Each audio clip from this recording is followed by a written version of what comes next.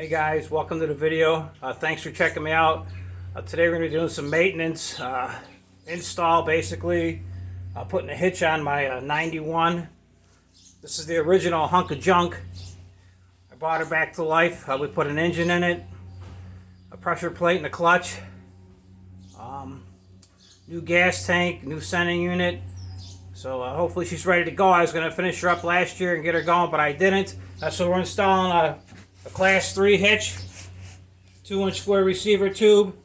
Also I had stopped at the local trailer guy store and I bought a quick and easy plug and play harness for just plugging your wire and I have to do no splicing, and I said how much, and he just gave it to me for free.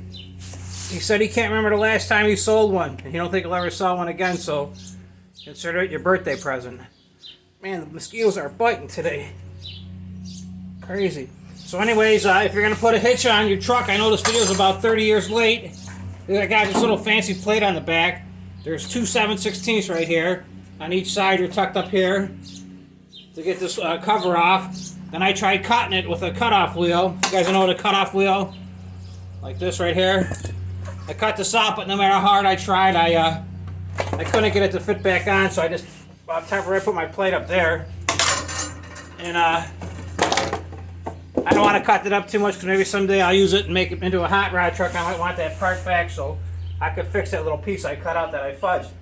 So all I'm doing today is I got some regular just steel bolts. I upgraded to grade 8s with some lock washers, and then I'm going to put them on real quick, and I'm going to try to get that wiring harness on, which hopefully shouldn't be too hard because this is a plug and play. I did a million of them. And hopefully I'll get this truck running tomorrow, and you'll see it in the video. So like I said, this is the original hunk of junk.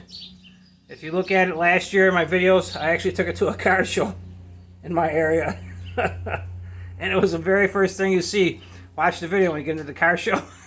The hunk of junk. So thanks for checking me out.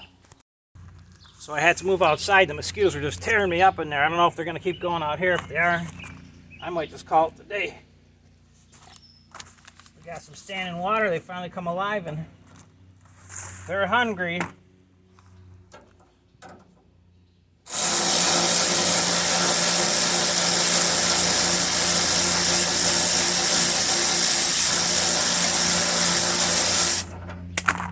So some of these bolts, the holes are off just a hair, it seems. Don't get no hammer and don't bang them to death. Just wiggle the hitch up and down. You'll get the holes to line up. So I'm just swapping these out, and once I get them all swapped out, I'll tighten them up. So I should have did this last year, but dragging my feet, so. So if you guys aren't familiar with different grading bolts, I say this is a grade 8. They're gold, and that's ASC. That means it's an American size socket. And there's also metric. It'd be equivalent to a metric 8.8. And those will be metric size sockets. Excuse me, this is just a standard steel bolt I put in there. Good thing I changed it because this is not even a grade, I don't know, and then it goes to grade 5 and then grade 8. So this will be a lot more safer. If you guys don't got none of these, I recommend them. Got it from Harbor Freight. This earthquake, the handle fell off, but it still works. Just squeeze a little button there. It's not very strong for breaking bolts free, but once you get them broken loose, it does all the rest of the work for you. So that's a earthquake by Harbor Freight. Nice little battery tool. And then I got this Bauer impact gun. It's pretty strong. It'll get your car lug nuts off, but not your truck tires. You got to use a breaker bar to break them free. But I recommend getting these just to really make the job easier. So I'm going to go under the truck. I got a wrench to hold to one side. Hope I get my air ratchet in there, and I'll zap these bad boys on. I'll be back in a second. Okay, so I got the one side zapped on. I'm going to try to get this side on.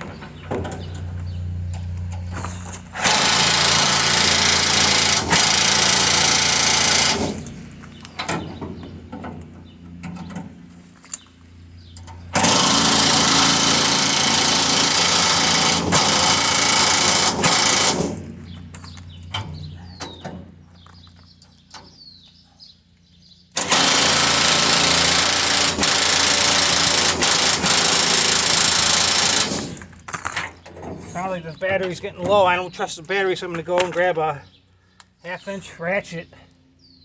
Actually, I'll grab my breaker bar. I really put them bad boys on my breaker bar. I'll be right back when I get my breaker bar. So you guys don't know what a breaker bar is. I'll show you a breaker bar. It's like 2 feet long. It's a 1/2 inch. You can really get some torque on it to break nuts free. After that tight, I recommend putting some kind of like a blaster breaker on there. You know, something stronger than WD-40, something that'll eat away at the rust, or you might even have to get the torch out on sometimes. But if you use the torch, also be careful. So I got them pretty snug. I'm going to put this little wiring harness on. I'll show you where it goes. And I'll take a break for a second. Let's just take a peek in here with me. It's just a plug-in one. So for what it looks like, it goes right here. Ouch. Gotta take that thing off. Right here. You just unplug it. And that plug goes here, and that plug slides back, and you just put the new one in there. And I just got to put a screw somewhere to the frame, and then it'll be grounded. But that's that. And those two bolts I was telling you about earlier to take that foam, the actual cover off, they're right here. To take that fiberglass bumper cover off. So it's looking good. Okay, so I'm under here. I think you could see this. It just unplugs. There's a plug right there for the wiring harness.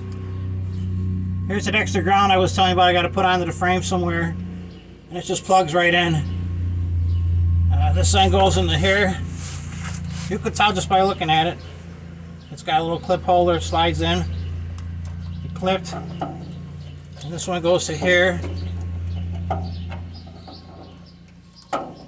Somebody was under here playing with the wire, so it's not fitting real easy, but I'll get it to fit.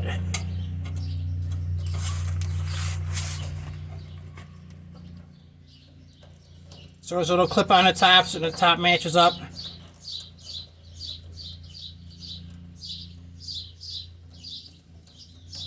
It should just slide on. I'm gonna have to get a pair of cutters and cut this little thing off. Hang on 1 second. So I got these little tin snips. Just be careful you don't cut the wires, because they'll be out there wearing them all night playing with them. So I just put a quick zip tie on there. So I got it. See, it comes apart nice and easy now. Hopefully I didn't cut the wires. This just plugs right in.